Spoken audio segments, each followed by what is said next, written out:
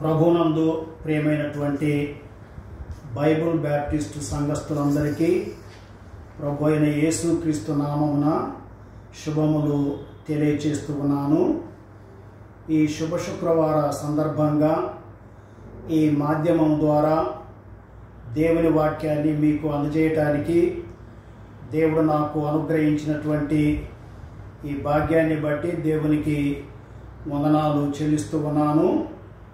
మీరు ఉన్న స్థలంలోనే ఉండి ఈ వాక్యాన్ని వినాలని మీ అందరికీ మనవి చేయించు ఉన్నాను. ఈ గుడ్ ఫ్రైడే ఆరాధన మనము ప్రారంభించుకోవడానికి ముందుగా చిన్న ప్రార్థన చేసుకుందాము. ప్రేమ కలిగినటువంటి మా తండ్రి, పరిశుద్ధులైనటువంటి మా దేవ, మీ పరిశుద్ధ పాదాలకు వందనాలు, స్తుతులు, స్తోత్రాలు చెల్లిస్తూ ఉన్నాము. ఈ గుడ్ ఫ్రైడే సందర్భంగా మీ వాక్యాన్ని ధ్యానం చేసుకోవటానికి, సిలువను గుర్తు చేసుకోవటానికి మీరు మాకు అనుగ్రహించిన ఈ భాగ్యమును బట్టి మీ స్తోత్రాలు చెల్లిస్తూ ఉన్నాము. ఈ ఆరాధన అంతట్లో ప్రభువా మీ సన్నిధి మాతో ఉంచండి. దూరంలో ఉండి యూట్యూబ్ ద్వారా దేవుని వాక్యాన్ని వినేటువంటి ప్రజలను దీవించమని ప్రార్థిస్తూ ఉన్నాం ప్రభువా. మీ చిత్తమైతే త్వరలోనే ఈ కరోనా వైరస్ సందర్భంగా విధించబడినటువంటి లాక్డౌను ఎత్తివేయబడి మేమంతా కూడా ప్రభువా దేవాలయంలో చేరి మిమ్మల్ని స్తుతించి ఆరాధించడానికి మాకు అవకాశం అనుగ్రహించమని ప్రార్థన చేసుకుంటూ ఈ ఆరాధన అంతటి ద్వారా ప్రభువా మీకే ఘనత మహిమ కలిగించుకోవాలని యేసు నామమున ప్రార్థిస్తున్నాము తండ్రి, ఆమేన్. ప్రియులారా, ఈ ఉదయకాల సమయము దేవుని వాక్యాన్ని అనగా ప్రభు అయిన యేసుక్రీస్తు సిలువలో పలికినటువంటి 7 మాటలు మనం ధ్యానం చేసుకొనక ముందు ఒక పాట పాడుకుందాము. మన మధ్యలో ఉన్నటువంటి సహోదరుడు ప్రభాకర్ గారు ముందుకు వచ్చి ఒక పాట పాడి వినిపించాలని వారిని కోరుతూ ఉన్నాను. బ్రదర్ ప్రభాకర్.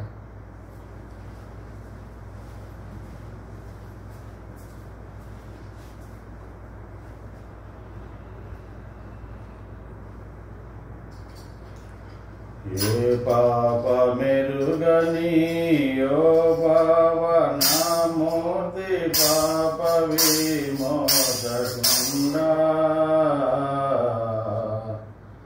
నా పాలి దైవమా నా పాపముల కొర ఈ పాటలు నొందినావా. నా పాలి దైవమా నా పాపముల కొర ఈ పాటలు నొందినావా. ముళ్ళతో కిరీట మల్లి నీ శిరముపై జల్లాటమున మోసిరా.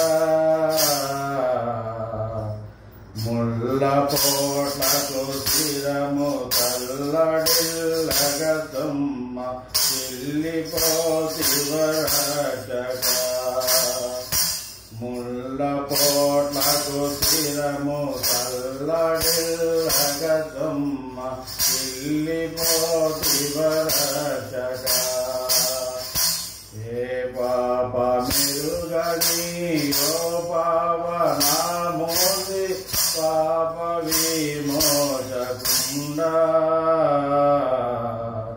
నా పాలి దైవమా నా పాపముల కొర ఈ పాటలు పొందినావా.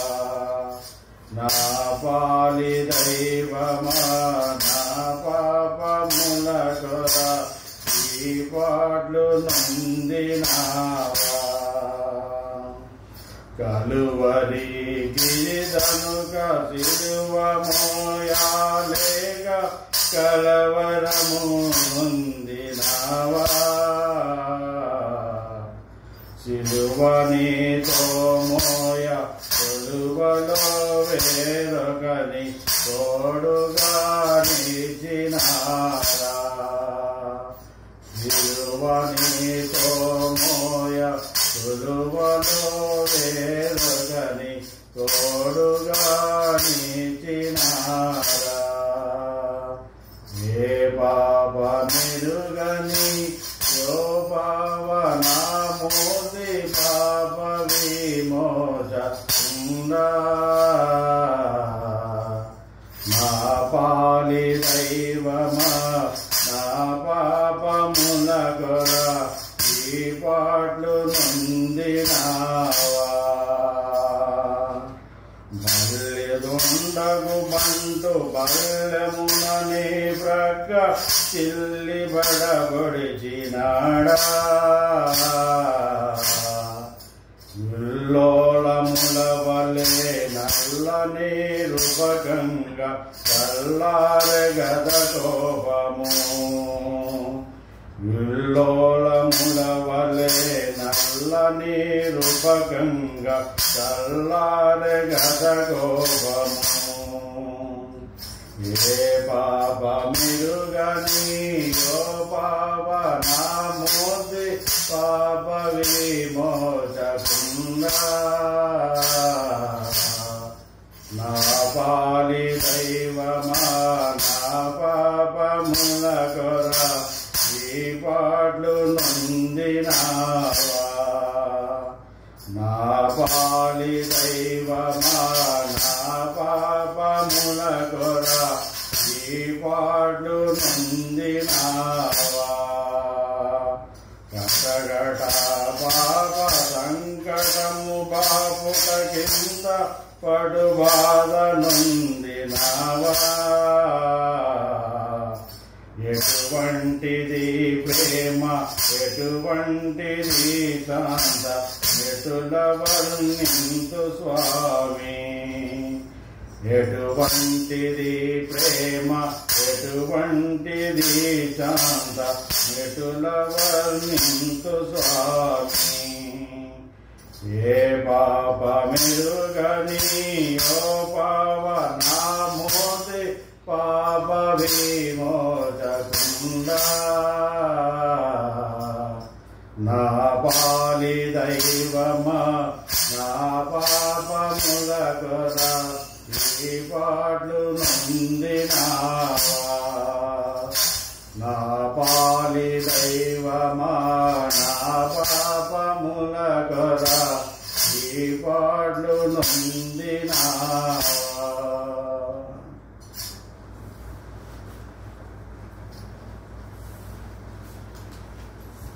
చక్కని పాట పాడి వినిపించినటువంటి ప్రభాకర్ గారికి సంఘం తరపున ప్రత్యేకమైనటువంటి వందనాలు. ప్రియమైనటువంటి వారులారా, ఈ శుభ శుక్రవార సందర్భంగా ప్రభు అయిన యేసుక్రీస్తు సిలువలో పలికినటువంటి 7 మాటలు మనము ధ్యానించుకొనబోతూ ఉన్నాము. లూకా సువార్త 23వ అధ్యాయము 33వ వచనాన్ని 34వ వచనాన్ని నేను చదువుతాను. దయచేసి వినాలని మీకు మనవి చేయించు ఉన్నాను. లూకా సువార్త 23వ అధ్యాయము 33, 34 వచనములు. వారు కపాలమనబడిన స్థలమునకు వచ్చినప్పుడు అక్కడ కుడివైపున ఒకనిని ఎడమవైపున ఒకనిని ఆ నేరస్తులను ఆయనతో కూడా సిలువ వేసిరి. యేసు తండ్రి, వీరేమి చేయుచున్నారో వీరెరుగరు గనుక వీరిని క్షమించుమని చెప్పాను. ప్రభు అయిన యేసుక్రీస్తు మనందరి కొరకై సిలువ వేయబడ్డాడు అన్నటువంటి విషయము మనందరికీ తెలిసినటువంటి ప్రగాఢమైనటువంటి సత్యము. యేసు ప్రభు సిలువ వేయబడి సుమారు 2020 సంవత్సరాలు కావస్తూ ఉంది. సంవత్సరానికి ఒకసారి శుభ శుక్రవారాన్ని మనము పాటిస్తూ ఉన్నాము. ఆ శుక్రవారాన ప్రత్యేకముగా యేసు ప్రభు సిలువలో పలికినటువంటి 7 మాటలను ధ్యానము చేసుకుంటూ ఉన్నాము. యేసు ప్రభు పలికినటువంటి ఈ చివరి మాటలు క్రొత్త నిబంధన గ్రంథంలో మత్తయి సువార్త, మార్కు సువార్త, లూకా సువార్త, యోహాను సువార్తలో మనకు గ్రంథస్థము చేయబడినవి. ఈ 4 సువార్తలు చదువుతూ ఉంటే ప్రభు అయిన యేసుక్రీస్తు సిలువలో 6 గంటలు వేలాడినట్లుగా మార్కు సువార్త 15వ అధ్యాయము 25వ వచనం ద్వారా 33వ వచనం ద్వారా మనము గ్రహిస్తూ ఉన్నాము. ఈ 6 గంటల్లో పగటి కాలంలో మొదటి 3 గంటల్లో ప్రభు అయిన యేసుక్రీస్తు మొదటి 3 మాటలు పలికాడు. ఆ తర్వాత 3 గంటల్లో, చివరి 3 గంటల్లో అనగా చీకటిలో ప్రభు అయిన యేసుక్రీస్తు 4 మాటలు పలికినట్లుగా మనం గ్రహిస్తూ ఉన్నాము. ఇంకొక మాటలో చెప్పాలి అని అంటే ప్రభు పలికినటువంటి 7 మాటలు, మొదటి 3 మాటలు ఇతరులను గూర్చి ఆయన పలికి ఉన్నాడు. ఆ విషయాన్ని మనము ధ్యానించుకునే కొద్దీ మీకు కూడా అర్థమవుతూ ఉంది. యేసు ప్రభు పలికినటువంటి మొదటి 3 మాటలు ఆయన ఇతరులను గురించి పలికినట్లుగా మనం చూస్తూ ఉన్నాము. ఆ తరువాత 2 మాటలు ప్రభు అయిన యేసుక్రీస్తు ఆయన మనోవేదనను తెలియపరిచేటువంటి మాటలు.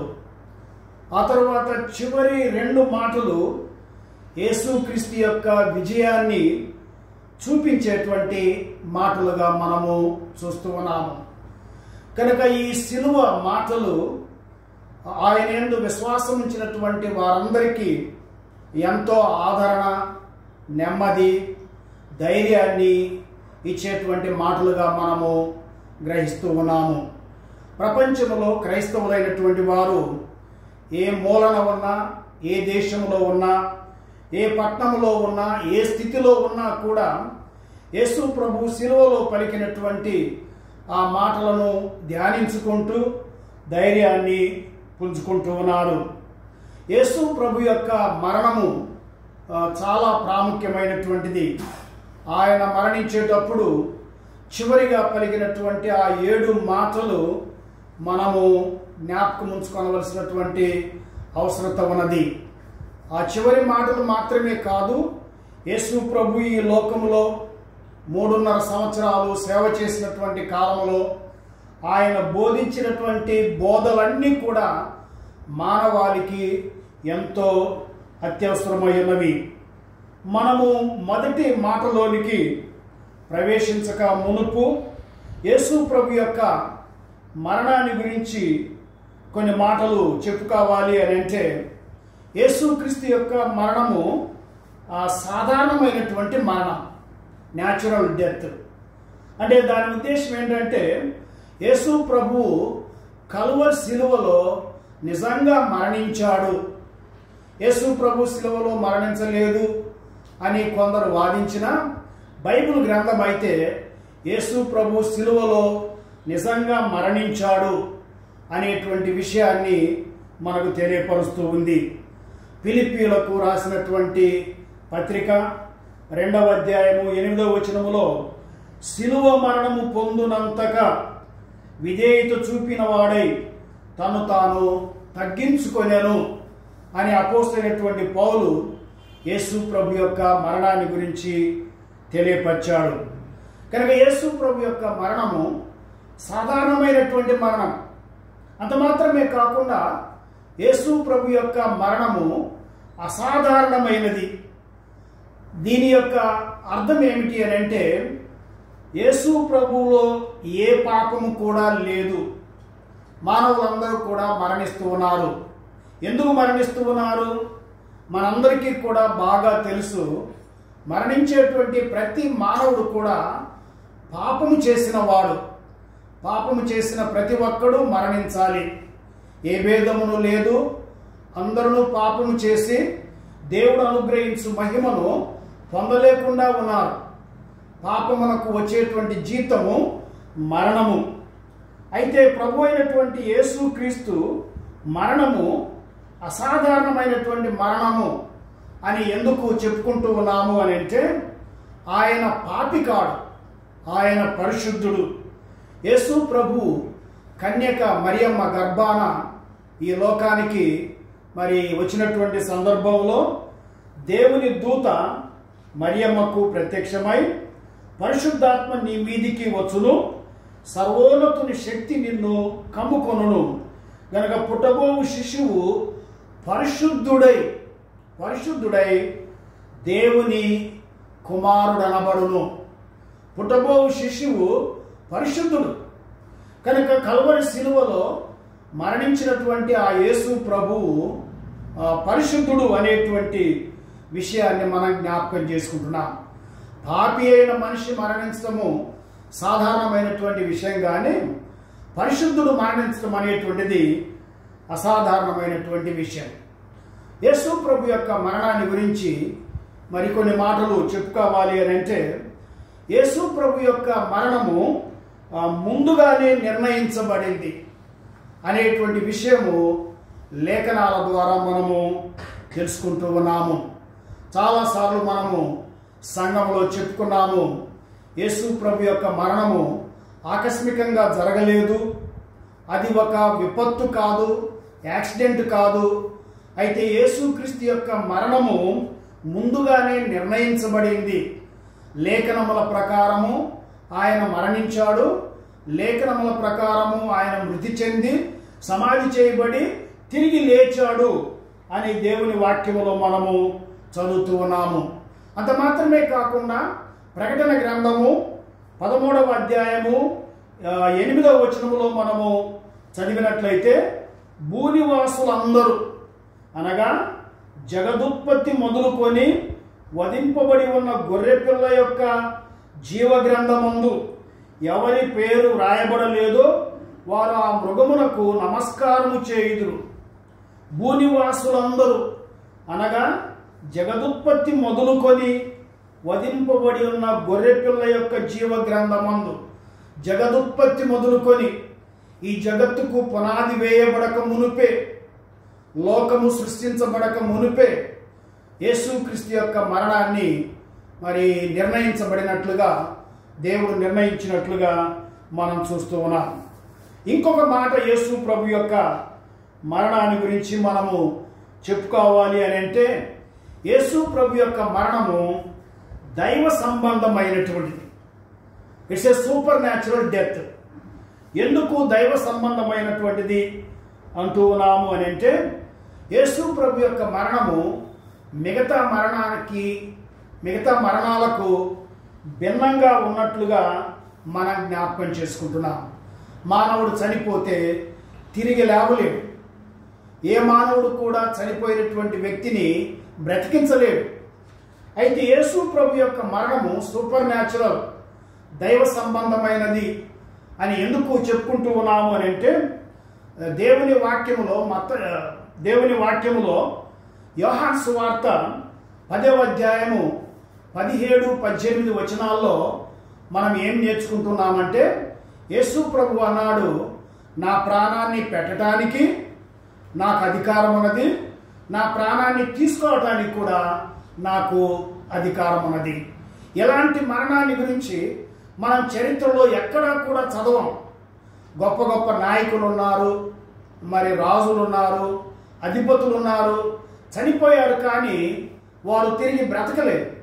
అయితే చనిపోక ముందే యేసు ప్రభు ఏమన్నాడంటే, నేను ఇష్టపూర్వకంగా నా ప్రాణాన్ని పెడుతున్నాను, మరలా నేను నా ప్రాణాన్ని తీసుకుంటాను, నేను మరణిస్తాను, ఆ తర్వాత తిరిగి లేస్తాను అని యేసు ప్రభు చెప్పాడు. కనుక యేసు ప్రభు యొక్క మరణము సాధారణమైనటువంటిది, అసాధారణమైనటువంటిది, ముందుగానే నిర్ణయించబడింది. అంత మాత్రమే కాకుండా దైవ సంబంధమైనటువంటిది. కనుక ప్రియులారా, ఈ ప్రారంభంలో ఉపోద్ఘాతంగా మనం గమనించాల్సింది ఏంటంటే, యేసు ప్రభు యొక్క మరణము చాలా ప్రాముఖ్యమైనటువంటిది. క్రైస్తవునికి యేసు ప్రభు యొక్క మరణము ఒక పునాది సత్యము. యేసుక్రీస్తే మన కొరకు మరణించి ఉండకపోతే, యేసుక్రీస్తు మరణించి తిరిగి లేచి ఉండకపోయినట్లయితే మన విశ్వాసం అంతా కూడా వ్యర్థమై ఉండేది. అయితే యేసుక్రీస్తు పరిశుద్ధుడుగా, పవిత్రుడుగా మన కొరకు మరణించి తిరిగి లేచాడు కనుక కొన్ని శతాబ్దాల తర్వాత కూడా, కొన్ని వందల సంవత్సరాల తర్వాత కూడా యేసుక్రీస్తు యొక్క మరణాన్ని ప్రపంచమంతటా క్రైస్తవులు జ్ఞాపకం చేసుకుంటూ ఉన్నారు. క్రైస్తవులు మాత్రమే కాదు, క్రైస్తవేతరులు కూడా యేసుక్రీస్తు యొక్క మరణాన్ని జ్ఞాపకము చేసుకుంటూ ఉన్నారు. ఈ 7 మాటల యొక్క మరి ప్రాధాన్యత ఏమిటి అని అంటే, ఈ మాటలు జీవపు మాటలు, ఈ మాటలు ఆదరణనిచ్చేటువంటి మాటలు, ఈ మాటలు అద్వితీయమైనటువంటి మాటలు. ఇటువంటి మాటలు చరిత్రలో ఏ ఒక్కరూ కూడా మాట్లాడలేదు. యూదులైనటువంటి వారికి 7 అనేటువంటిది కడు పవిత్రమైనటువంటి సంఖ్యగా ఉన్నది కనుక ప్రభు అయిన యేసుక్రీస్తు సిలువలో 7 మాటలు పలికినట్లుగా మత్తయి, మార్కు, లూకా, యోహాను అనేటువంటి సువార్తికులు, యేసు ప్రభుతో కూడా ఉన్నవారు, ఆయన సిలువ యొద్ద ఉండి సాక్షాత్తు ఆయన సిలువలో పలికినటువంటి మాటలు విన్నటువంటి మరి యోహాను యేసు ప్రభు యొక్క మరి చివరి మాటలను మనకు గ్రంథస్థము చేసినట్లుగా చూస్తూ ఉన్నాము. లూకా సువార్త 23వ అధ్యాయము 34వ వచనంలో మొదటి మాట మనము చూస్తూ ఉన్నాము. యేసు, తండ్రి, వీరేమి చేయుచున్నారో వీరెరుగరు గనక వీరిని క్షమించుమని చెప్పెను. లూకా సువార్త 24వ అధ్యాయము 34వ వచనములోని మాట ఆ క్షమాపణనిచ్చేటువంటి మాట. తండ్రి, వీరేమి చేయుచు ఉన్నారో వీరెరుగరు గనుక వీరిని క్షమించుము అని ప్రార్థించాడు. యేసు ప్రభు యొక్క ప్రార్థన మరి ఫలితాన్ని తీసుకుని వచ్చింది, లేక యేసు ప్రభు ప్రార్థన జవాబు పొందింది అనేటువంటిది మనము గమనిస్తూ ఉన్నాము. ఎలాగూ అని అంటే, యేసు ప్రభువును సిలువ వేసినప్పుడు కుడివైపున ఒకరిని, ఎడమవైపున ఒకరిని సిలువ వేశాడు. ఆ ఇద్దరి దొంగల్లో ఒక దొంగ మనస్సు మార్చుకొని యేసు ప్రభువును నమ్మాడు. అది యేసు ప్రభు యొక్క ప్రార్థన ఫలితం. ఆ తరువాత పెంతెకోస్తు దినాన 3000 మంది యేసు ప్రభువును నమ్మారు. కానీ యేసు ప్రభు సిలువలో పలికినటువంటి మొదటి మాట, తండ్రి, వీరేమి చేయుచు ఉన్నారో వీరెరుగరు గనుక వీరిని క్షమించుము అనేటువంటి మాట మనము గమనిస్తూ ఉన్నాము.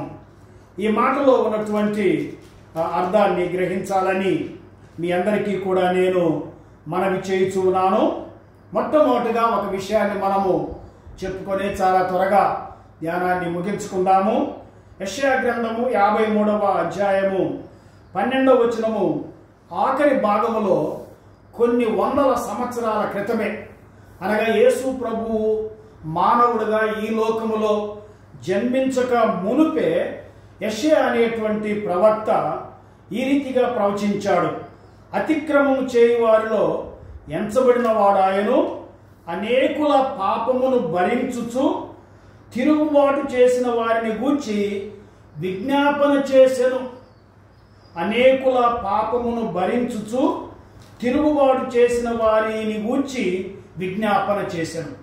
యేసు ప్రభు యొక్క పుట్టుకకు ముందు సుమారు 750 సంవత్సరాలకు ముందే యెషయా ప్రవచించినటువంటి ఆ ప్రవచనము కలువరి సిలువలో మరి నెరవేరినట్లుగా మనము జ్ఞాపకము చేసుకుంటూ ఉన్నాం.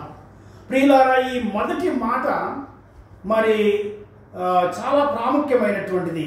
ఎందుకు అని అంటే, ఈ మాటలో ప్రభు అయినటువంటి యేసుక్రీస్తు ఏమంటూ ఉన్నాడు అని అంటే, తండ్రి, వీరేమి చేయించు ఉన్నారో వీరు ఎరుగరు గనుక వీరిని క్షమించుము.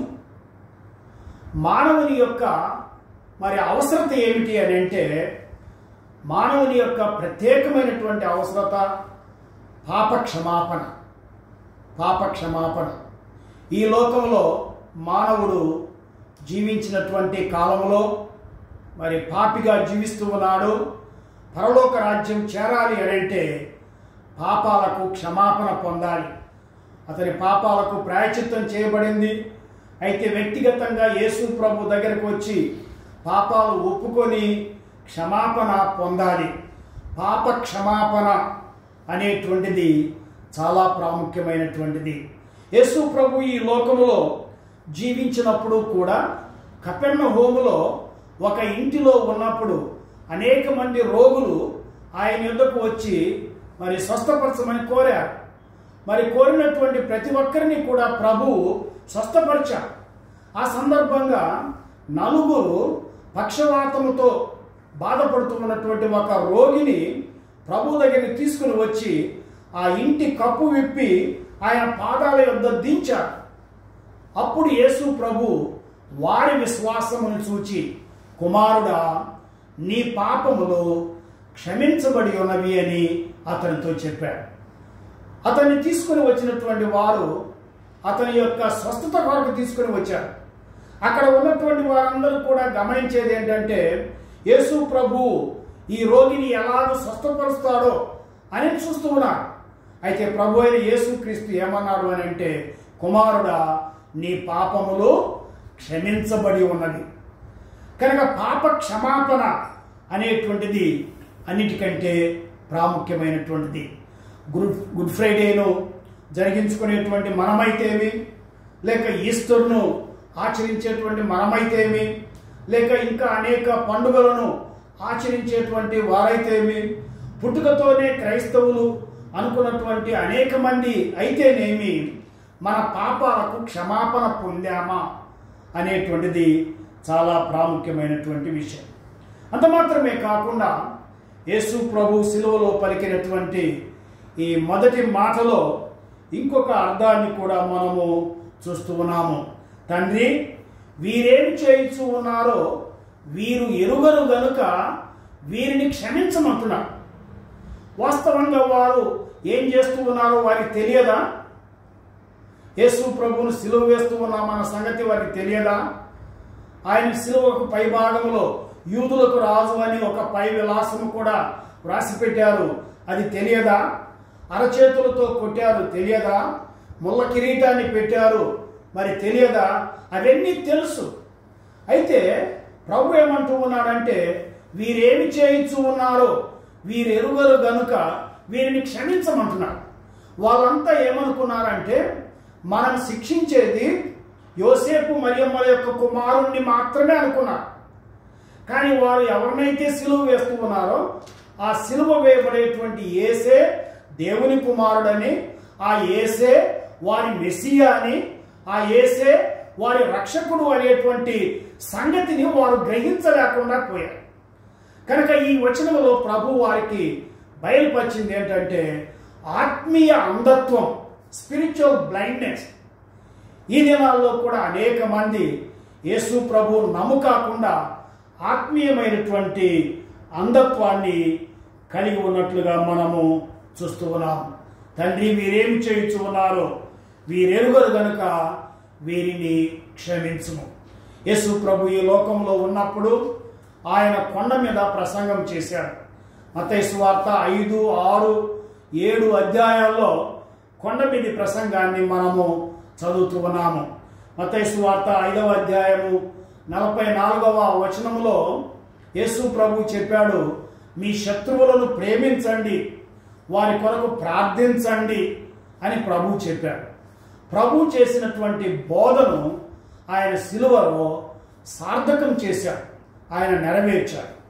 కనుక యేసు ప్రభు యొక్క మరి మాట, తండ్రి, వీరేమి చేయించు ఉన్నారో వీరెరుగరు గనుక వీరిని క్షమించుము అనేటువంటి మాట మనకు ఎంతో జీవాన్ని కలిగిస్తూ ఉంది. క్షమాపణ పొందామా, యేసు ప్రభువును నమ్మామా, బాప్తిసం తీసుకున్నామా, సంఘంలో నిజమైనటువంటి సభ్యులుగా జీవిస్తూ ఉన్నామా అనేటువంటిది ప్రాముఖ్యం. కానీ పారంపర్యాచారాలను, పండుగలను ఆచరించటము ముఖ్యం కాదు అనేటువంటి విషయాన్ని మీకు తెలియపరుస్తూ ఈ ధ్యానాన్ని ముగిస్తూ ఉన్నాను. చిన్న ప్రార్థన చేసుకుందాం. ప్రేమ కలిగినటువంటి మా దేవా, ఈ ఉదయకాల సమయంలో మీరు సిలువలో పలికినటువంటి మొదటి మాటను మేము ధ్యానించుకున్నాం. ప్రభువా, మిగతా 6 మాటలు ధ్యానించుకోవలసి ఉంటుండగా మీ సన్నిధి మాతో ఉంచి సహాయం చేయమని యేసు నామమున ప్రార్థిస్తున్నాము తండ్రి, ఆమేన్. ప్రియులారా, మనము 2వ మాట 3వ మాట కలిపి ధ్యానించుకొనక ముందు మన మధ్యలో దెబోరా వాణి వారి సిస్టర్ కూడా మన మధ్యలో ఉన్నారు. వారు ముందుకు వచ్చి ఒక పాట పాడి వినిపించాలని వారిని కోరుతూ ఉన్నాను. దెబోరా వాణి ముందుకు వచ్చి ఒక పాట పాడి వినిపిస్తారు.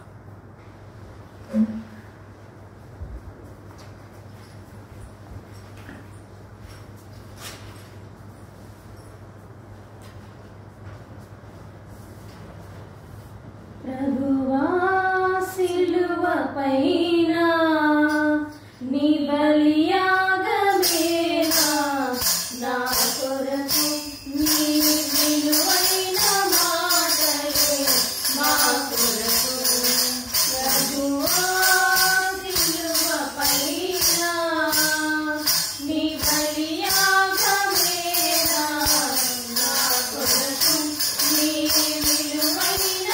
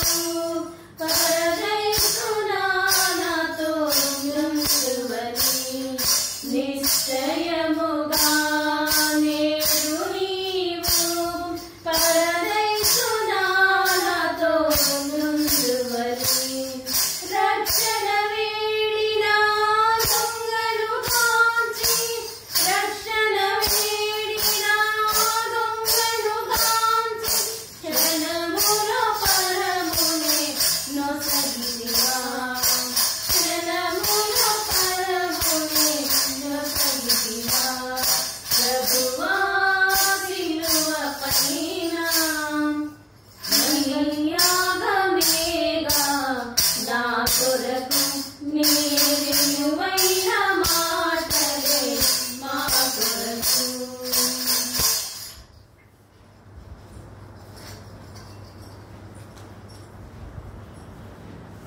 Thank you. చక్కని పాట పాడి వినిపించినటువంటి దెబోరా సిస్టర్స్కు వందనాలు. ఇప్పుడు మనము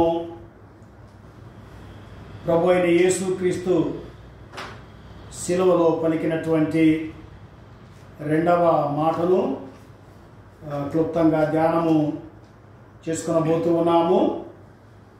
లూకాసు వార్త 23వ అధ్యాయము 42, 43 వచనాలు నేను చదువుతాను. మీరు ఎక్కడ ఉన్నా మీ ఇళ్ళలో బైబిల్ తెరచి చూసుకోవాలని, శ్రద్ధతో ఈ చర్చ్ కార్యక్రమాన్ని మీరు వెంబడించాలని దేవుని పేరట దేవుని దాసునిగా మీకు మనవి చేయుచున్నాను. లూకాసు వార్త 23వ అధ్యాయము 42, 43 వచనాలు. ఆయనను చూచి యేసు, నీవు నీ రాజ్యంలోనికి వచ్చినప్పుడు నన్ను జ్ఞాపకం చేసుకొనుమనెను. అందుకైన వారితో, నేను నీవు నాతో కూడా పరదైసులో ఉందువని నిశ్చయముగా నీతో చెప్పుచున్నానను. నేడు నీవు నాతో కూడా పరదేశంలో ఉందువని నిశ్చయముగా నీతో చెప్పుచూ ఉన్నాను.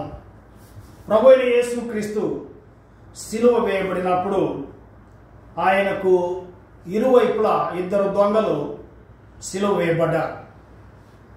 మొట్టమొదటిగా మనము గమనించినట్లయితే సువార్తల్లో ఆ ఇద్దరు దొంగలు కూడా యేసు ప్రభువును నిందించారు. ఆ తరువాత వారిలో ఒక దొంగ యేసు ప్రభు సిలువలో ఉండగా జరిగినటువంటి సంభవాలు మరి జరుగుతూ ఉన్నటువంటి విషయాలను గమనించి మనస్సును మార్చుకున్నారు.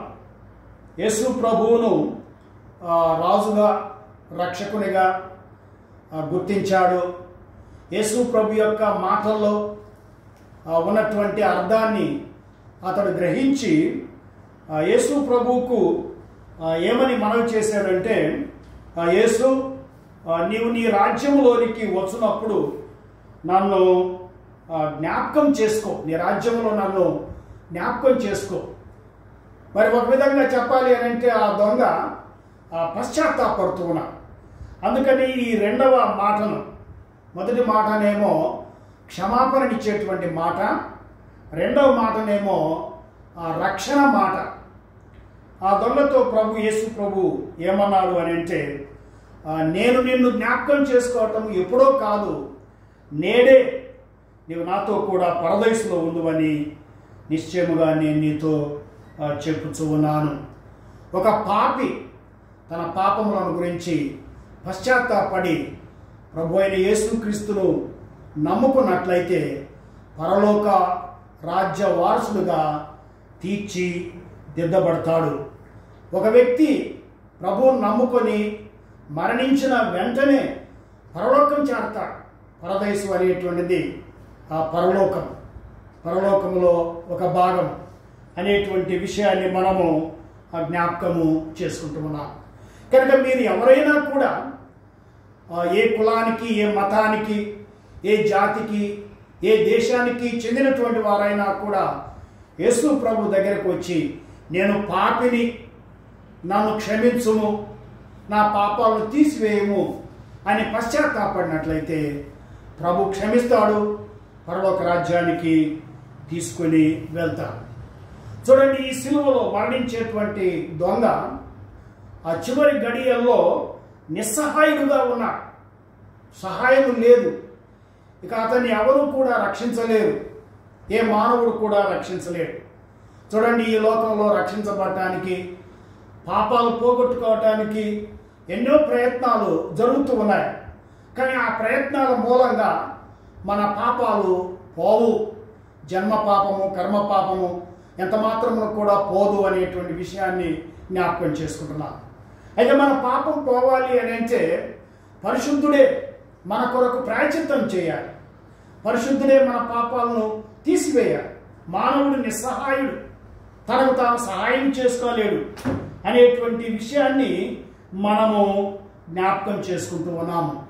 49వ కీర్తన 7 నుంచి 9 వచనాల్లో చూసినట్లయితే, ఎవడును ఏ విధము చేతనైనను తన సహోదరుని విమోచింపలేడు.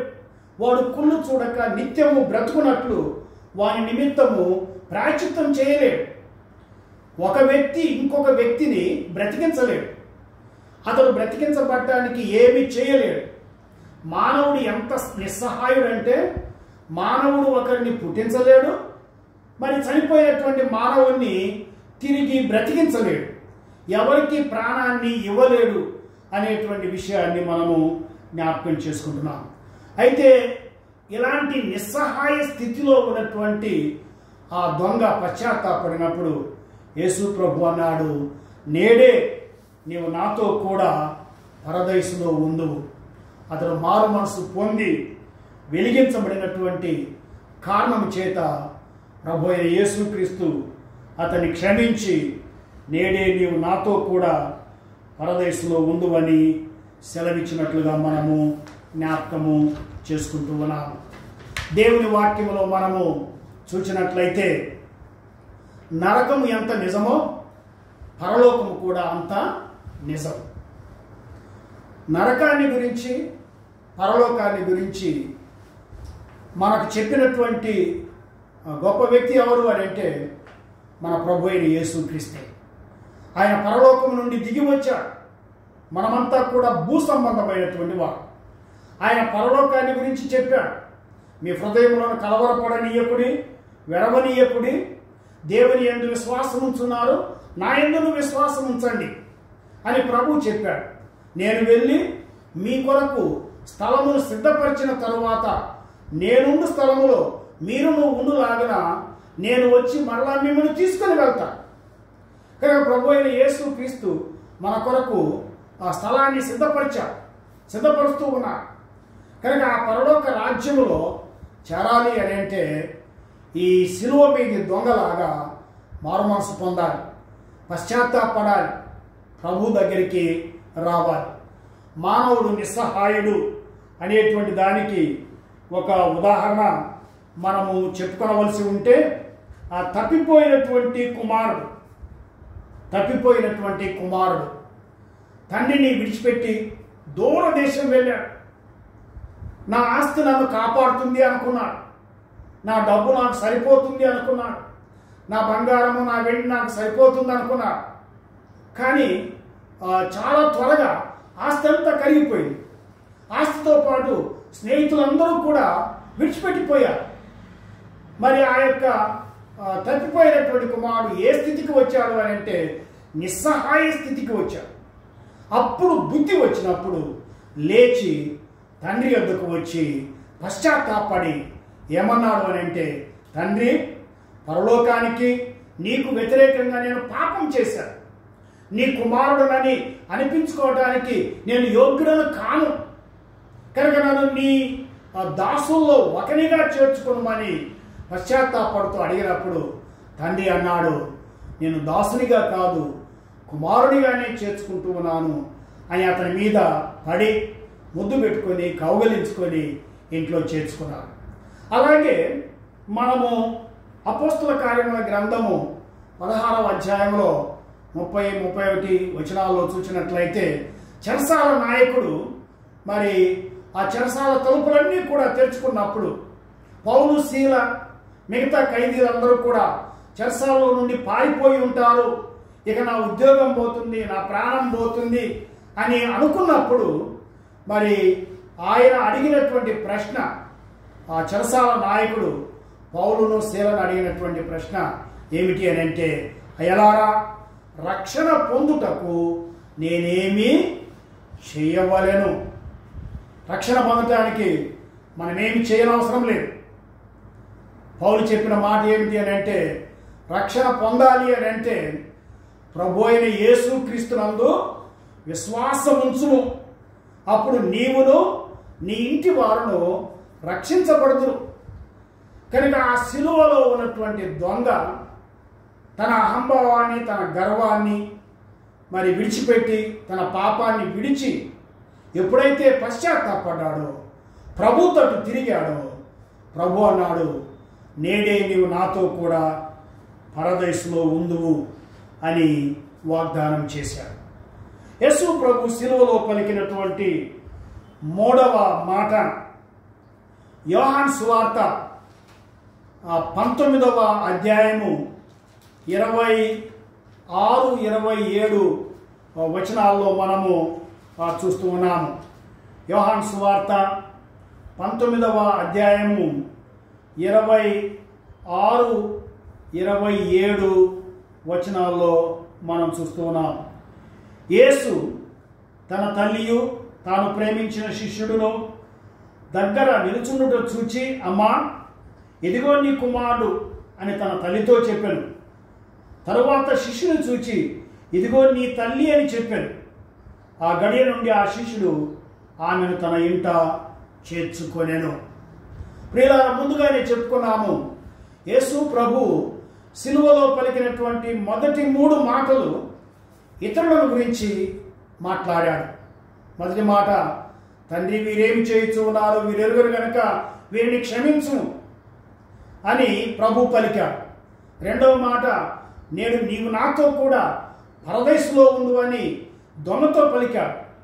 ఇప్పుడు 3వ మాట, మనము గమనించినట్లయితే ప్రభు అయినటువంటి యేసుక్రీస్తు అమ్మా ఇదిగో నీ కుమారుడు అని తల్లితో చెప్పాడు. ఆ తరువాత శిష్యును చూచి ఇదిగో నీ తల్లి అని చెప్పాడు. యేసు ప్రభు సిలువ వేయబడినప్పుడు ఆయన సిలువ దగ్గర ఆయన శిష్యుల్లో ఒక యోహాను మాత్రమే మనము ఇక్కడ చూస్తూ ఉన్నాం. మనందరికీ తెలుసు, సువార్తలు చదువుతూ ఉంటే యేసు ప్రభు గెత్సెమనే వనములో ఆయన అరెస్ట్ చేయబడినప్పుడు శిష్యులందరూ కూడా పారిపోయారు. పేతురు బొంకాడు. యోహాను మాత్రము మరి ఆయనకున్నటువంటి పలుకుబడిని బట్టి యేసు ప్రభు తీర్పు తీర్చబడేటువంటి ఆ సందర్భంలో అక్కడ ఉన్నట్లుగా మనం చూస్తూ ఉన్నాం. ఆ తర్వాత యెరూషలేము వీధుల్లో నుండి యేసు ప్రభువును సిలువ మోయించి మరి తీసుకొని వెళ్తూ ఉంటే కురేనీయుడైనటువంటి సీమోను కొంత దూరం యేసు ప్రభువుకు సహాయం చేశాడు. ఆ తర్వాత యేసు ప్రభు యొక్క సిలువ దగ్గర కొందరు స్త్రీలు ఉన్నారు. మరి పురుషుల్లో ప్రత్యేకంగా ఆయన శిష్యుల్లో యోహాను ఒక్కడే అక్కడ ఉన్నాడు. ప్రభు అయిన యేసుక్రీస్తు ఆ సిలువ దగ్గర ఉన్నటువంటి తల్లిని చూచారు. ఒకసారి ఊహించండి, తల్లి ముందు కుమారుడు ఆ సిలువలో పడేటువంటి వేదన, ఆయన తల మీద ముళ్ళ కిరీటము, మరి ఆయన చేతుల్లో మేకులు, కాళ్ళలో మేకులు, వాటన్నిటిని గురించి వివరించాలి అని అంటే మన సమయము చాలదు. ఆయన వీపు ఆ సాళ్ళ వల్లే దున్నబడింది అని కీర్తనకారుడు తెలియపరుస్తూ ఉన్నాడు. ఆ సందర్భంగా ఆయన తల్లి అక్కడ ఉంటే చూచి అమ్మ ఇదిగో నీ కుమారుడు అని ఎవరిని చూసి ఈ మాటలు చెప్పాడంటే యోహాను అనేటువంటి శిష్యుని చూచి. ఆ యోహానుకు బిరుదు ఏంటంటే తాను ప్రేమించిన శిష్యుడు, ద బిలవర్డ్ డిసైపుల్. అట్లాగే ఆ శిష్యుని వైపు చూచి ఇదిగో నీ తల్లి అనేటువంటి మాటలు చెప్పినట్లుగా మనము చూస్తూ ఉన్నాం.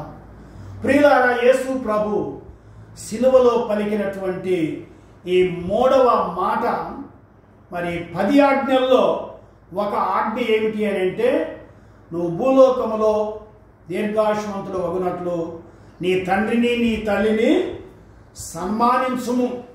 తల్లిదండ్రులను సన్మానించడం అనేటువంటిది పిల్లల యొక్క బాధ్యత అనేటువంటి విషయాన్ని మనం జ్ఞాపకం చేసుకుంటూ ఉన్నాం. కొలస్సీయులకు రాసిన పత్రిక 3వ అధ్యాయము 20వ వచనములో పిల్లలారా మీ తల్లిదండ్రులకు లోబడి ఉండండి అనేటువంటి విషయాన్ని మనము జ్ఞాపకం చేసుకుంటూ ఉన్నాము. ఎఫెసీ పత్రిక 6వ అధ్యాయములో మనందరికీ తెలిసినటువంటి మాటలు అపోస్తలుడైనటువంటి పౌలు తెలియపరుస్తూ ఉన్నాడు.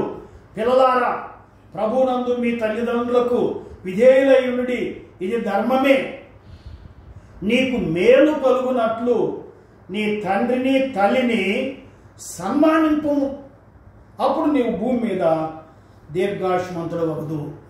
ప్రభు అయిన యేసుక్రీస్తు సిలువ వేయబడేటువంటి సందర్భంలో ఆయన అన్నదమ్ముల్లో లేక ఆయన మరి తోబుట్టువుల్లో ఎవరు కూడా ప్రభువును నమ్ముకున్నట్లుగా మనకు ఆధారం లేదు.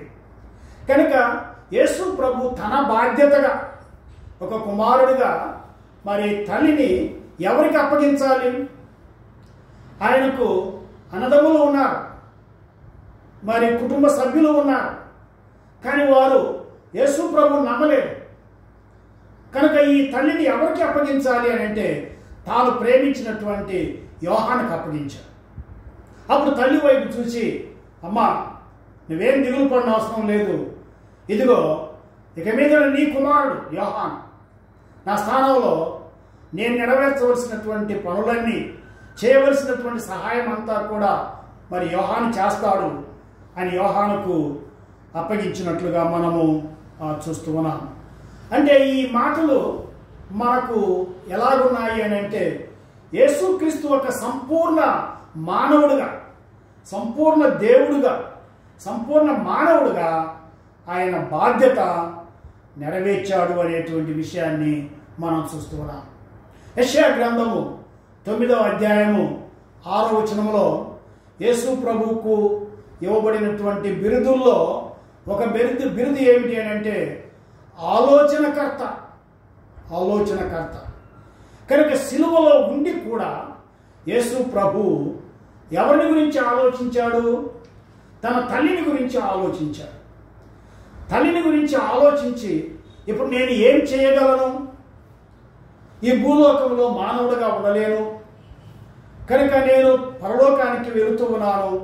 అయితే నన్ను కన్న తల్లి, నన్ను ఈ లోకంలోకి జన్మనిచ్చినటువంటి తల్లి, ఆ తల్లిని నేను మరి నా శిష్యుడైనటువంటి యోహానుకు అప్పగించాలా అని ఒక ఆలోచన చేసి ఆ పని చేసినట్లుగా మనము చూస్తూ ఉన్నాం.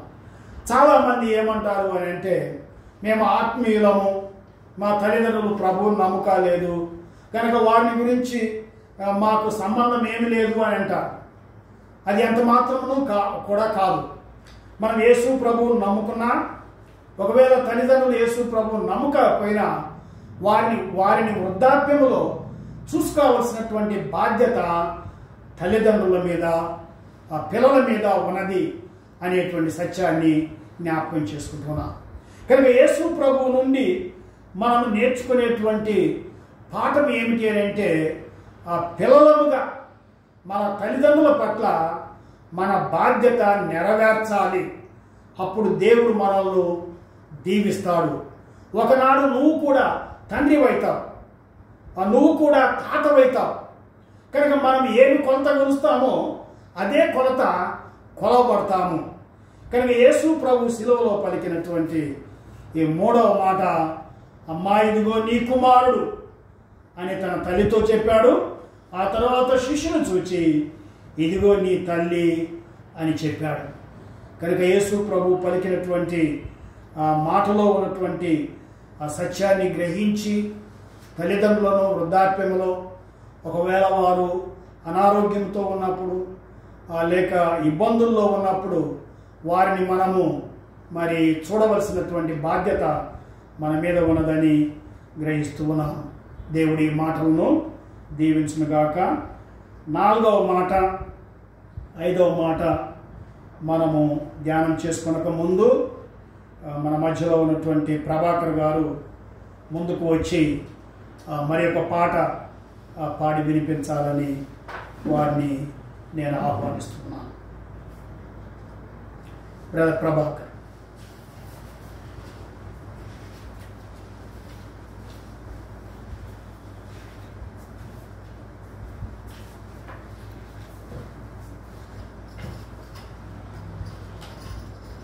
మనకై యేసు మరణించే, మన పాపముల కొరకే నిత్యదేహమునిచుటకే సాగుండు సదివుడాయే, నిత్యదేహమునిచుటకే సాగుండు సదివుడాయే.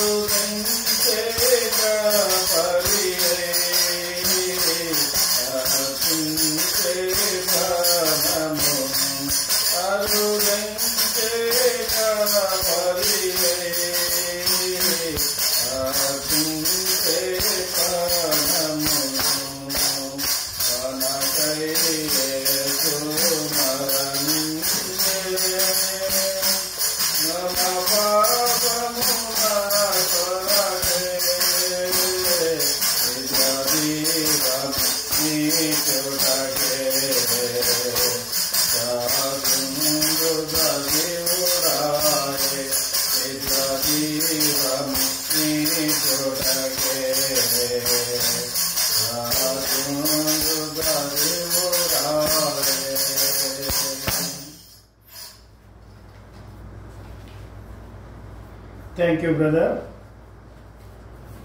ప్రభు అయిన యేసుక్రీస్తు శిలువలో పలికినటువంటి 4వ మాట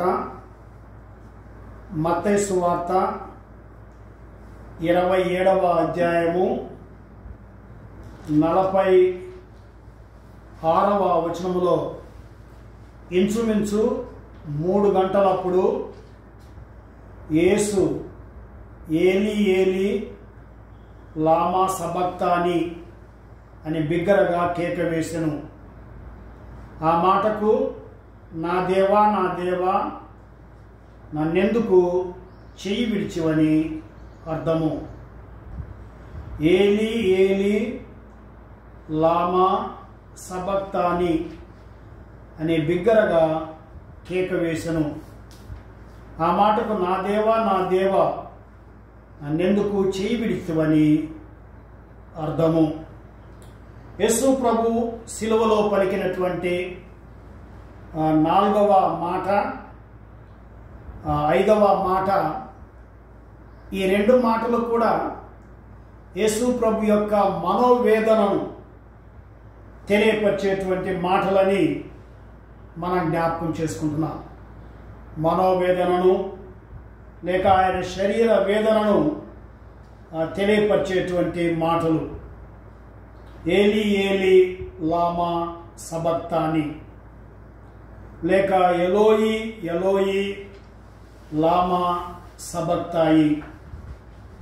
మత్తయి సువార్త 27:46, మార్కు సువార్త 15వ అధ్యాయము 33-34 వచనాల్లో కూడా ఈ మాటలు మనము చదువుతూ ఉన్నాము. నా దేవా నా దేవా నన్నెందుకు చెయ్యి విడిచితివి. నా దేవా నా దేవా నన్నెందుకు చెయ్యి విడిచితివి. ప్రియులారా, ఇప్పుడు సమయము చాలదు, కానీ ఆ కలువరి శిలువలో ప్రభు అయిన యేసుక్రీస్తు శిలువ వేయబడుతూ ఉంటే ఆయన అనుభవించినటువంటి మనోవేదన మనము వివరించడానికి మన భాష చాలదు. తండ్రి కుమారుల మధ్య జరిగినటువంటి వాస్తవిక సంభాషణ కానీ లేక సంబంధం కానీ మనం పూర్తిగా గ్రహించలేకుండా ఉన్నాం. ఉదాహరణకు అబ్రహాము తన కుమారుడైనటువంటి ఇస్సాకును మోరియా పర్వతం మీద బలిగా అర్పించవలసి వచ్చినప్పుడు వారు ప్రయాణం చేసి 3వ దినాన ఆ కొండ శిఖరానికి వెళ్ళి బలిపీఠాన్ని కట్టి కట్టెలను పేర్చి మరి అంత సిద్ధం చేసుకున్న తర్వాత ఇస్సాకు అడుగుతూ ఉన్నాడు, నాయనా బలిపీఠం ఉన్నది, కట్టెలు ఉన్నాయి, కత్తి ఉంది, నిప్పు ఉంది, కానీ బలిపశువు ఎక్కడ? అప్పుడు అబ్రహాం అన్నాడు, దేవుడే చూసుకుంటాడు. ఆ తరువాత కొంతసేపటికి మరి అబ్రహాము కుమారుడైనటువంటి ఇస్సాకును బంధించి ఆ కట్టెల మీద పెట్టి ఉంటాడు. అప్పుడు ఇస్సాకుకు మరి అబ్రహాముకు మధ్యన జరిగినటువంటి సంభాషణ మనకు బైబిల్లో గ్రంథస్థం చేయబడలేదు. ఒకవేళ ఊహించుకున్నట్లయితే ఇస్సాకు అని ఉంటాడు, తండ్రి నాకెందుకు చెప్పలేదు, లేక నిజంగా నీవు నన్ను ఈ బలిపీఠం మీద ఒక బలి పశువును వధించినట్లుగా వధించబోతావా? మరి ఏమి జవాబు చెప్పాడో అబ్రహాం మనకు తెలియదు. అలాగే ప్రియులారా, ప్రభు అయిన యేసుక్రీస్తు సిలువలో వేలాడుతూ ఉండగా ఆ మనోవేదనను తెలియపరుస్తూ నా దేవా నన్నెందుకు ఆ చెయ్యి విడిచితివి అనేటువంటి ఈ మాటలు మనము జాగ్రత్తగా గమనించినట్లయితే 22వ కీర్తన మొదటి వచనములో ముందుగానే ప్రవచించబడ్డాయి. మనం ప్రారంభం నుండి చెప్పుకుంటూ ఉన్నాము.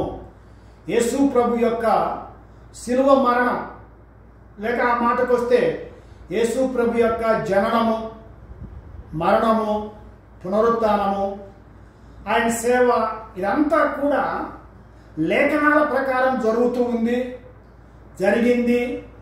ఇక ముందు కూడా లేఖనాల ప్రకారమే ఆయన రెండవ రాకడలో భూలోకానికి రానయ్యున్నాడు అనేటువంటి సత్యాన్ని మనము జ్ఞాపకం చేసుకుంటున్నాం.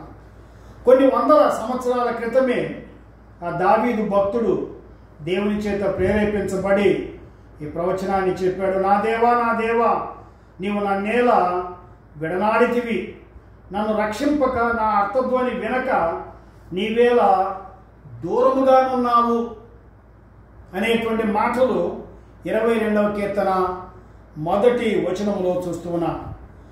ఈ మాటలు మనకు తెలియపరిచేది ఏమిటి అని అంటే, యేసు ప్రభు ఆ సిలువలో పలికినటువంటి ఆ మాటలు మనం చేసిన పాపము యొక్క భయంకరత్వాన్ని బయలుపరుస్తున్నాయి. చూడండి, అప్పటికే యేసు ప్రభు మరి ఒక రాత్రి ఆయన తీర్పు తీర్చబడ్డాడు, ఆహారం తినలేదు, మరి ఆయన్ను అన్యాయముగా తీర్పు తీర్చారు. ఆ యెరూషలేము వీధుల్లో మోయలేనంత సిలువను ఆయన మీద పెట్టి మోయించారు. ఆ కల్వరి కొండ దగ్గరికి తీసుకుని వచ్చారు, ఆయన్ను నిర్దాక్షిణ్యంగా సిలువ వేశారు. ఆ సిలువలో ఆయన ఎంతో వేదనను అనుభవిస్తూ తండ్రి, లేక నా దేవా నన్ను ఎందుకు చేయి విడిచావు? మనం చేసిన పాపం ఎంత భయంకరమైందంటే, ఈ పాపం పోవాలంటే, ఈ పాపానికి పరిహారం కలగాలి అని అంటే దేవుని కుమారుడైనటువంటి యేసుక్రీస్తు మానవుడిగా ఈ లోకానికి వచ్చి ఆ సిలువకు తప్పనిసరిగా వెళ్ళవలసి వచ్చింది. వేరొక మార్గం లేదు, షార్ట్కట్ ఏమీ కూడా లేదు. యేసు ప్రభు యొక్క సిలువ మరణము, ఆయన సిలువలో మన కొరకు బలి కావటం అనేటువంటిది పాత నిబంధనలో ఉన్నటువంటి బలులన్నిటికీ ముగింపు. పాత నిబంధనలో ఉన్నటువంటి బలులు యేసు ప్రభు యొక్క బలికి ముంగుర్తుగానే ఉన్నాయి, కానీ అవి పాపాన్ని పూర్తిగా తీసివేయలేకుండా పోయాయి. అయితే యేసుక్రీస్తు యొక్క బలి మన పాపాన్ని పూర్తిగా తీసివేయటానికి మరి ఆయన తన రక్తాన్ని చిందించాడు.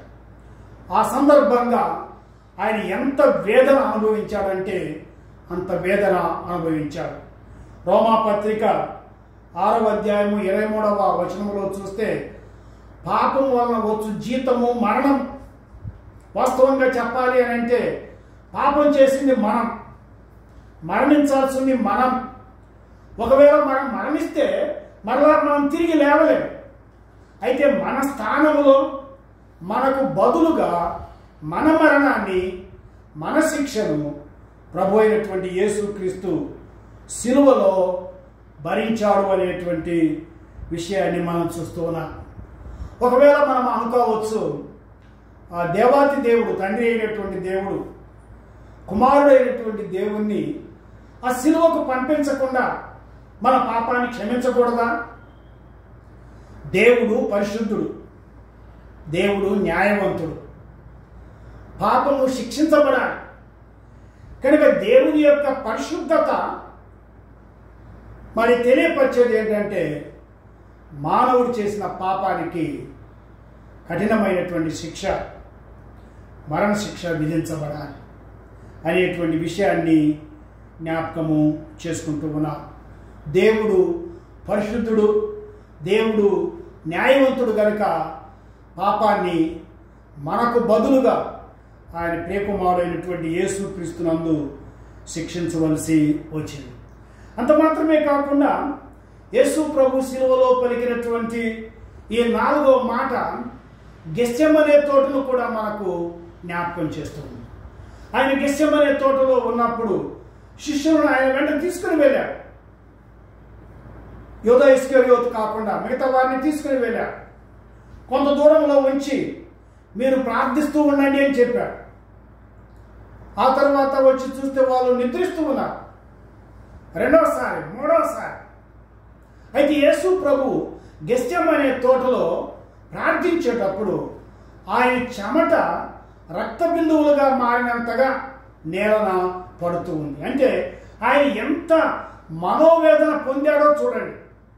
ఏమని ప్రార్థించాడంటే, నీ చిత్తమైతే తండ్రి ఈ గిన్నె నా యొద్ద నుండి తొలగించుము, అయితే నా చిత్తము కాదు నీ చిత్తమే సిద్ధించునుగాక అని యేసు ప్రభువు ప్రార్థించాడు. ఆ యేసు ప్రభు యొక్క ప్రార్థనలో ఆ గెత్సెమనే వనములో ఆయన మోకాలుని ప్రార్థించేటప్పుడు ఎంత వేదన, ఎంత బాధ అనుభవించాడో ఒకసారి ఆలోచించండి. ప్రియులారా, గుడ్ ఫ్రైడేను ఆచరించడం కాదు, యేసు ప్రభువును నమ్మామా, నీ కొరకే యేసు ప్రభువు మరి ఆ వేదనను, బాధను అనుభవించాడు. మనమందరం కూడా మనందరికీ అలవాటైనటువంటి ఒక పాట పాడుకుంటాం. సిలువలో బలి అయిన దేవుని గొర్రెపిల్ల, ఆనాటి యూదులే నిన్ను సిలువ వేశారని అనుకున్నాను, కాదు కాదయ్యా నేనే నిన్ను సిలువ వేశాను.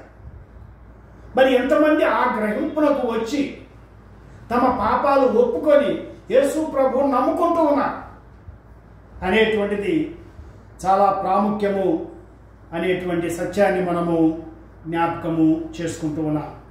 కనుక యేసు క్రీస్తు సిలువలో నీ కొరకు, నా కొరకు గాయపరచబడ్డాడు. ఆయన పొందినటువంటి గాయముల చేత మనకు ఆత్మీయమైనటువంటి స్వస్థత. యేసు ప్రభువే మన కొరకు సిలువలో గాయపరచబడకపోయినట్లయితే, మరణించకపోయినట్లయితే, రక్తం చిందించబడకపోయినట్లయితే మనకు పాప క్షమాపణ ఉండేది కాదు, మనకు రక్షణ ఉండేది కాదు. అంత మాత్రమే కాదు, మనం పాపం చేసి దేవునికి దూరస్థులమయ్యా. పాపము దేవునికి మనకు మధ్యన ఒక అగాధాన్ని తీసుకుని వచ్చింది. అయితే ఈ అగాధాన్ని ఎవరు పూడ్చారు అని అంటే ప్రభు అయిన యేసుక్రీస్తే. ఈ భూలోకం నుండి పరలోకానికి మనం ఎలాగూ చేరగలము, భూలోకం నుండి పరలోకానికి చేరడానికి యేసుక్రీస్తే నిచ్చెన. యోహాను సువార్త 14:6లో ఏమని చెప్పబడింది అని అంటే, నేనే మార్గమును, నేనే జీవమును, నేనే సత్యమునై ఉన్నాను, నా ద్వారా తప్ప యేసు ప్రభు ద్వారా తప్ప పరలోక రాజ్యం చేరడం అనేటువంటిది సాధ్యం కాదు. ఇంకొకరి ద్వారా పరలోక రాజ్యం చేరలేదు. యేసు ప్రభువే పరలోకానికి నిజమైనటువంటి నిచ్చెన. కనుక ప్రియులారా, ఈ మాటలు వినేటువంటి మీరు జాగ్రత్తగా గమనించండి. యేసు ప్రభు శిలువలో పలికినటువంటి ఈ మాట, నా దేవా నా దేవా నన్నెందుకు చెయ్యి విడిచితివి. చూడండి, తండ్రి అయినటువంటి దేవుడు కుమారుడైనటువంటి దేవునికి ఎడబాపు కావలసి వచ్చింది. వేరొక మార్గం లేదు. ఇంతకు ముందే చెప్పుకున్నా, పాపానికి పరిహారం కలగాలి అని అంటే తండ్రి అయినటువంటి దేవుడు యేసు ప్రభువును మన కొరకు శిక్షించవలసి వచ్చింది. 5వ మాట యోహాను సువార్త 19వ అధ్యాయము 28వ వచనములో మనము గమనించినట్లయితే, తరువాత అటు తరువాత సమస్తమును అప్పటికి సమాప్తమైనదని యేసు ఎరిగి లేఖనము నెరవేరునట్లు నేను దప్పిగొనుచున్నాను. యేసు ప్రభు శిలువలో పలికినటువంటి 5వ మాట శరీర వేదనను తెలియపరుస్తుంది. 4వ మాట ఏమో మనోవేదన, ఈ 5వ మాట ఏమో శరీర వేదన. నేను దప్పిగొనుచున్నాను. యేసు ప్రభు శిలువలో నేను దప్పిగొనుచు ఉన్నాను అని అంటే అక్కడ ఉన్నటువంటి వారు చిరకతో నిండి ఉన్న ఒక పాత్ర అక్కడ ఉండింది.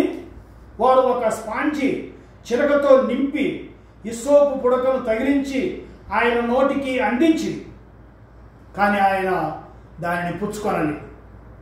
అయితే యేసు ప్రభువు దప్పి కొనటము అనేటువంటిది ఇది లేఖనము యొక్క నెరవేర్పు అనేటువంటి విషయాన్ని మనము జ్ఞాపకము చేసుకుంటూ ఉన్నాం.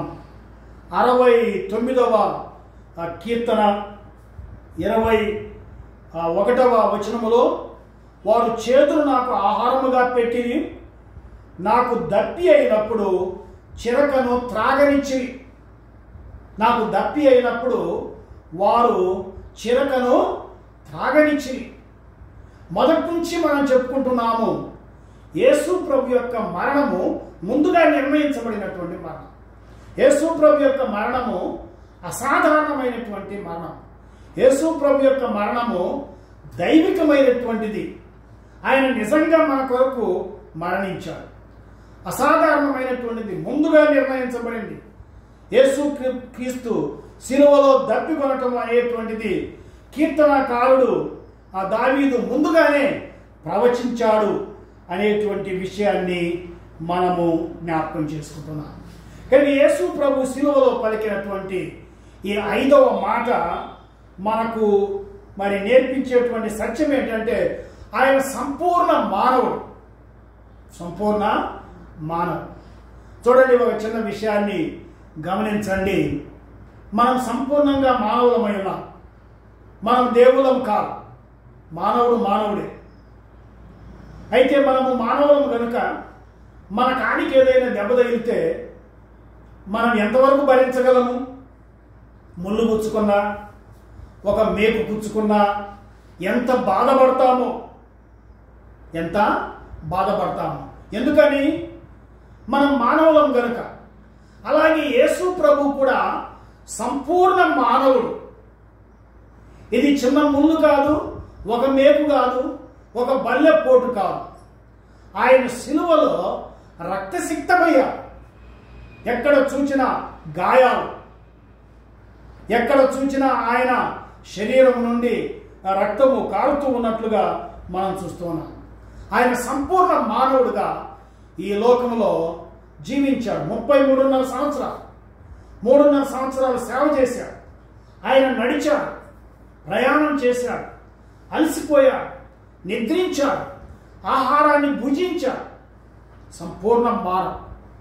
దేవుని కుమారుడు మనుష్య కుమారుడు అయ్యాడు.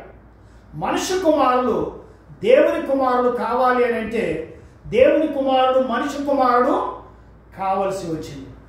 కనుక ఈ 5వ మాటలో లేఖనము నెరవేరింది. ఆయన సంపూర్ణ మానవుడని రుజువుపరచబడింది. మరొకసారి యేసు ప్రభు శిలువలో అనుభవించినటువంటి శ్రమల యొక్క ఆ తీవ్రత ఎంతైనది మనము చూస్తూ ఉన్నాం. అంత మాత్రమే కాకుండా యేసు క్రీస్తు ఆ శిలువ మీద నుండి పలికినటువంటి మాటలు గుర్తు చేసేది ఏంటంటే ఆయన దేవుని చిత్తాన్ని నెరవేరుస్తూ ఉన్నారు. మీ అందరికీ తెలుసు, ఆ మార్గంలో వెళ్ళేటువంటి వారు తలలూపుతూ ఏమని హేళన చేశారంటే, వీడు దేవుని కుమారుడు అని చెప్పుకున్నాడు, నువ్వు నిజంగా దేవుని కుమారుడు అయితే శిలువ మీద నుండి దిగు, అప్పుడు మేము నిన్ను చూచి శిలువ మీద నుండి దిగడం చూచి నిన్ను నమ్ముతాము అని ఎగతాళం చేశాడు. మరి యేసు ప్రభు శిలువ మీద నుండి దిగలేకనా? ఒకవేళ యేసు ప్రభు శిలువ మీద నుండి దిగి ఉంటే మన గతి ఏమై ఉండేది? కనుక వారు హేళన చేసినా కూడా ప్రభు శిలువ మీద నుంచి దిగలేదు. తండ్రి చిత్తానికి ఆయన అప్పగించుకున్నారు. దేవుని యొక్క చిత్తములో, దేవుని యొక్క నిర్ణయం ప్రకారము మానవాళి పాపముల కొరకై ఆయన శిలువలో మరి రక్తం చిందించాలా అనేటువంటిది దేవుడు ముందుగానే నిర్ణయించాడు. కనుక ఆ విధంగా జరిగింది. కనుక మరి ఒకసారి ఈ 4వ మాట 5వ మాట ధ్యానం చేసుకున్నాము. మరి ఈ మాటలు ధ్యానం చేసుకొని ఉండగా ఎవరైతే ప్రభువు నమ్మలేదో వారి హృదయాలు మార్చబడాలి, వారి హృదయాలు కరిగించబడాలి. ప్రభు తట్టు చూడాలి, సిలువ తట్టు చూడాలి. సిలువ రక్షించబడుతున్న మనకు దేవుని శక్తి, నశించిపోయేటువంటి వారికి అది వెరితనంగా ఉన్నది. ఏనాటికి కూడా చాలామంది యేసు ప్రభువును మరి సరిగా అర్థం చేసుకోలేకుండా ఉన్నారు, వెర్రిగా ఆలోచన చేస్తూ ఉన్నారు. అయితే యేసు ప్రభువుని ఎవరైతే నమ్ముతారో వారు పరలోక రాజ్యానికి వారసులవుతారు. యేసు ప్రభు శిలువలో పలికినటువంటి 4వ మాట, నా దేవా నా దేవా నన్నెందుకు చేయి విడిచితివి. 5వ మాట, నేను దప్పిగొనుచు ఉన్నాను. ఈ 2 మాటలు కూడా ఆయన మనోవేదనను, అంత మాత్రమే కాకుండా ఆయన శరీర వేదనను బయలుపరిచేటువంటి మాటలుగా ఉన్నది. నీ కొరకు నా కొరకే యేసు ప్రభు శరీరంలో ఆయన ఈ శ్రమలన్నీ కూడా అనుభవించాడని జ్ఞాపకం చేసుకొని, ఒకవేళ యేసు ప్రభు నమ్మనటువంటి వారు ఎవరైనా ఉంటే ప్రభు నమ్మాలని మరి ఒకసారి మీకు జ్ఞాపకం చేస్తూ ఉన్నాను. వచ్చిన ప్రార్థన చేసుకుందాము. ఆ తర్వాత దెబోరా సిస్టర్స్ ఒక పాట పాడి వినిపించిన తర్వాత 6వ మాట 7వ మాట ధ్యానించుకొని ఈ గుడ్ ఫ్రైడే సర్వీస్ను సాధ్యమైనంత తొందరగా ముగించుకోవటానికి ప్రయత్నం చేద్దాం. ప్రేమగల మా తండ్రి, దయగలిగినటువంటి మా దేవ, ఇంతవరకు మీరు సిలువలో పలికినటువంటి 5 మాటలు ధ్యానించాం ప్రభువా. మీరు మాతో మాట్లాడారు, ఏ సందేహము కూడా లేదు. ఈ మాధ్యమం ద్వారా తమ ఇళ్లలో ఉండి దేవుని వాక్యాన్ని వింటున్న వారిలో ఎవరైనా మిమ్మల్ని నమ్మనటువంటి వారు ఉన్నట్లయితే వారిని ప్రభువా మీరు సంధించండి, వారితో మాట్లాడండి. వారు ప్రభువా మారు మనసు పొంది ఆ సిలువలో వేలాడినటువంటి దొంగ ఎలాగో మిమ్మల్ని నమ్మాడో అలాగూ నమ్మటానికి సహాయం చేయమని యేసు నామమున ప్రార్థిస్తున్నాము తండ్రి, ఆమేన్. దెబోరా సిస్టర్స్ ఒక పాట పాడి వినిపిస్తారు.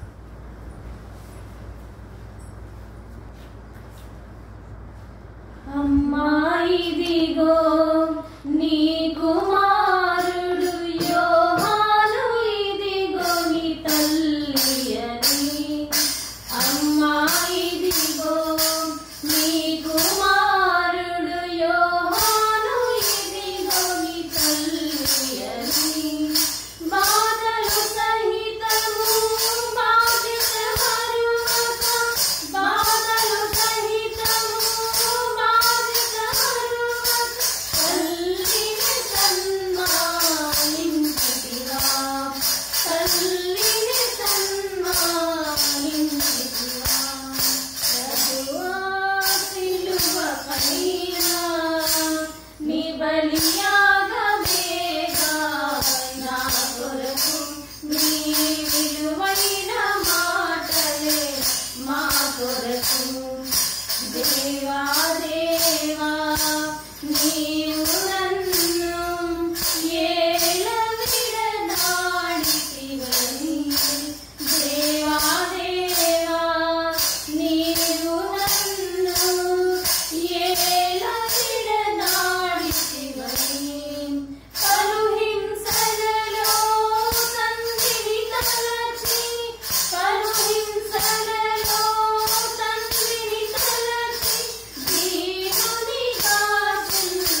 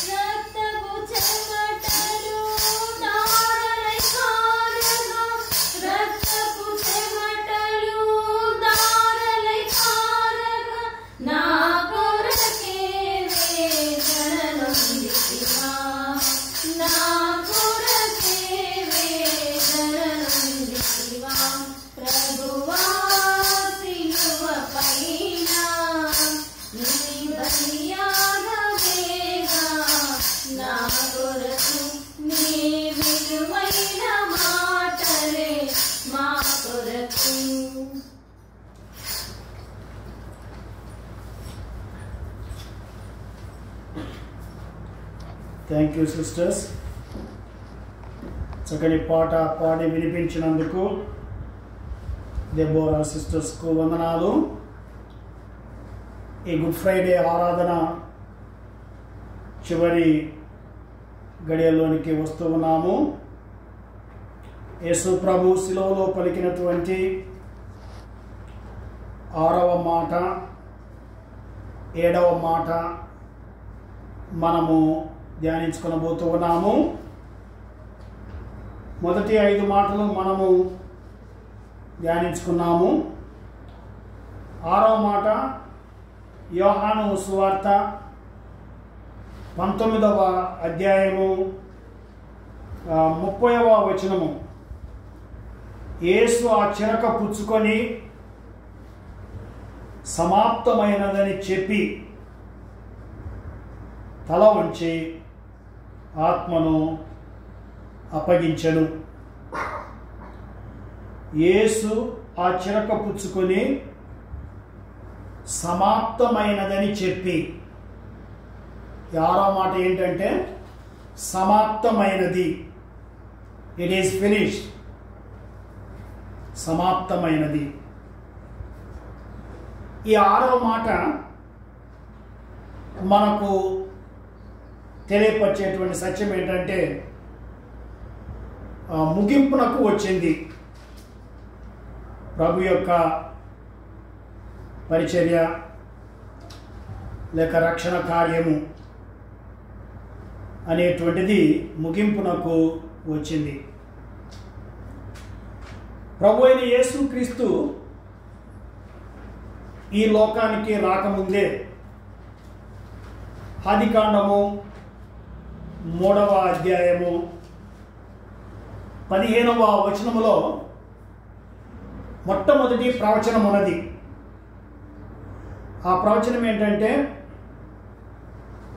మరియు నీకును స్త్రీకిని నీ సంతానమునకును ఆమె సంతానమునకును వైరము కలుగజేసేదను. దేవుడు మాట్లాడుతూ ఉన్నాడు.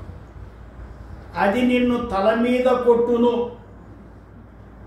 అంటే ఆయన నిన్ను తల మీద కొట్టును, నీవు దాన్ని మడిమ మీద కొట్టుదు అని చెప్పాను. ప్రభు అయిన యేసుక్రీస్తు ఈ లోకంలోనికి రాకముందే మొట్టమొదటిగా ఈ ప్రవచనము చెప్పబడినట్లుగా మనము చూస్తూ ఉన్నాము. నీకును అంటే సాతానునకు, స్త్రీకిని అంటే అవ్వ సంతానమునకు వైరము కలుగజేసేదను. అది నిన్ను తల మీద కొట్టును, ఆయన నిన్ను తల మీద కొట్టును, నీవు దాన్ని మడిమ మీద కొట్టుదు అని చెప్పాను. ప్రియులారా, ఈ కల్వరి శిలువలో ప్రభు అయిన యేసుక్రీస్తు సాతానును ఓడించటము అనేటువంటిది ముగించబడింది. It is finished. What is finished? ఏది ముగించబడింది? సాతానుని ఓడించటము అనేటువంటిది ముగించబడింది అనేటువంటి విషయాన్ని మనం జ్ఞాపకము చేసుకుంటూ ఉన్నాము. అంత మాత్రమే కాకుండా ఏది ముగించబడింది అని అంటే రక్షణ కార్యము ముగించబడింది. మన కొరకు ప్రభు అయిన యేసుక్రీస్తు రక్షణ కార్యాన్ని చేశాడు. ఆ రక్షణ కార్యము ముగించబడింది. ప్రభు అయిన యేసుక్రీస్తు ఈ లోకానికి ఏ ఉద్దేశంతో వచ్చాడో ఆ ఉద్దేశము నెరవేర్చబడింది. ఆయన శ్రమలు ముగించబడ్డాయి. ధర్మశాస్త్రము నెరవేర్చబడింది. పాపము అంతం చేయబడింది. It is finished. ఒక గొప్ప మాట, ఆదరణనిచ్చేటువంటి మాటగా మనము జ్ఞాపకం చేసుకుంటూ ఉన్నాం. ప్రభు అయిన యేసుక్రీస్తు నీ కొరకు నా కొరకు చేయవలసిందంతా కూడా చేసి సాతానుని జయించి రక్షణ కార్యాన్ని సిద్ధం చేసి ముగించాడు. ఇక పని ఎవరిది అని అంటే ప్రభువు ముగించినటువంటి ఆ రక్షణ కార్యాన్ని లేక ప్రభువు సిద్ధం చేసినటువంటి ఆ రక్షణను వ్యక్తిగతంగా స్వీకరించటం లేక వ్యక్తిగతంగా అంగీకరించటం, వ్యక్తిగతంగా యేసు ప్రభునందు విశ్వాసం ఉంచటం. ఇట్ ఈస్ ఫినిష్డ్ అని ప్రభు అయిన యేసుక్రీస్తు తెలియపరిచారు. అది 6వ మాట. చివరిగా ప్రియులారా, యేసు ప్రభు శిలువలో పలికినటువంటి 7వ మాట లూకా సువార్త 23వ అధ్యాయంలో నుండి చదువుకుందాము. లూకా సువార్త 23వ అధ్యాయము 46వ వచనాన్ని మనం చదువుకున్నట్లయితే చివరి మాట ఉంది. యేసు ప్రభు శిలువలో పలికినటువంటి చివరి మాట చాలా జాగ్రత్తగా వినండి. అప్పుడు యేసు గొప్ప శబ్దముతో కేక వేసి, తండ్రి, నీ చేతికి నా ఆత్మను అప్పగించుకొనుచున్నాను. ఈ చివరి 2 మాటలు, 6వ మాట ఏమో ముగింపు మాట, 7వ మాట ఏమో విజయాన్ని తెలియపరిచేటువంటి మాట లేక నిశ్చయతను చూపించేటువంటి మాట. తండ్రి, నీ చేతికి నా ఆత్మను అప్పగించుకొనుచు ఉన్నాను. ఇక్కడ మనం గమనించాల్సింది ఏమిటి అని అంటే, యేసు ప్రభు శిలువలో మరణించడం అనేటువంటిది బలవంతంగా జరగలేదు. ఇంతకుముందు కూడా చెప్పుకున్నాం. లేఖనాల ప్రకారం యేసుక్రీస్తు శిలువలో మరణిస్తూ ఉన్నారు. దేవుని చిత్త ప్రకారము యేసుక్రీస్తు శిలువలో మరణిస్తూ ఉన్నారు. బుద్ధిపూర్వకంగా, వాలంటరీగా ప్రభు అయిన యేసుక్రీస్తు ఆయన మన కొరకు శిలువలో మరణించారు. ఇంతకుముందే మనం చెప్పుకున్నాము. యేసు ప్రభు ఈ లోకంలో ఉన్నప్పుడు ఆయన ఏమన్నాడు అని అంటే, యోహాను సువార్త 10వ అధ్యాయము 18వ వచనంలో, నా ప్రాణాన్ని పెట్టడానికి, నా ప్రాణాన్ని తీసుకోవడానికి నాకు అధికారం కలదు. నేను మంచి గొర్రెల కాపరిని, నా గొర్రెల కొరకై నా ప్రాణాన్ని నేను పెట్టుచున్నాను. కనుక యేసు ప్రభు ఆయన ప్రాణాన్ని ఇష్టపూర్వకంగా, బుద్ధిపూర్వకంగా ఆయన పెట్టాడు అనేటువంటి